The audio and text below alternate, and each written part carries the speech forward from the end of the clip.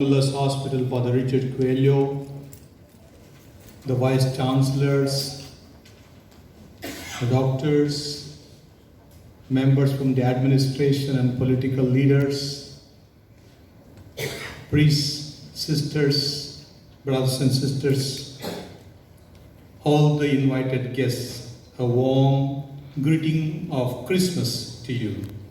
I was very much edified by the beautiful message that the Commissioner gave us together with a song to enthrall us as to experience that joy. And he has shown us how we respect and mutually love, and then we also live and let live. This was a beautiful message which is certainly present in the very ethos of our country. Thank you for coming over to share in our joy. The birth of Jesus in a manger is the focus of our attention. Everywhere you see stars announcing the birth of a king. Jesus was born in the house of a Jewish woman, Mary, that was announced during the prayer little service that we had.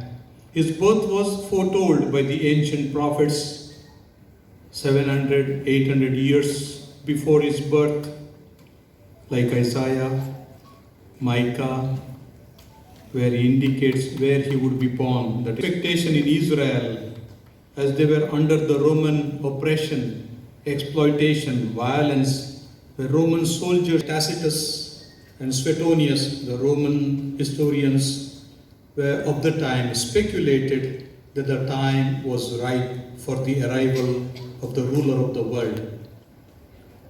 And that time there appeared a special star bringing the message of hope.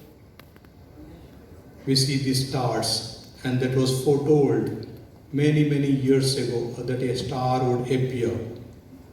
The wise men, they were philosophers or astronomers, men of science from the east, came searching for the newborn king by looking at the star, which was very special. They say perhaps it was between 6 and 7 BC or even a little later. They couldn't exactly calculate what it could be. However, they traveled in the direction of the star. They were wise men. Sharing of his life with us and to resemble us is to make us resemble God, that we become God, a part of God, a portion of God. That's why this Christmas builds such bonding, bandhutva.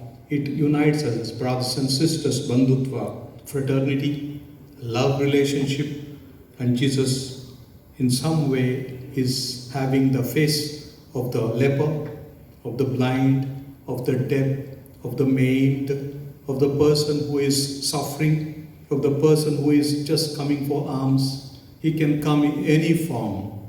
And in the history of the church, he has come in the form of these kind of people, the most suffering and the lowliest ones. And then he says, whatever you have done to the least of my brethren, you have done unto me. That is the message of Christmas, to learn from Jesus, to be meek and humble, to be kind and gentle, to work, walk, and to respect one another with simplicity, compassion, humility, and become someone similar to him. And that God will be pleased with us when we love one another. And that's his message, love one another as I have loved you. Placing himself right in front of us, that is the way to love. That is to give one's life to save the friends and the enemies alike. And then we will have peace.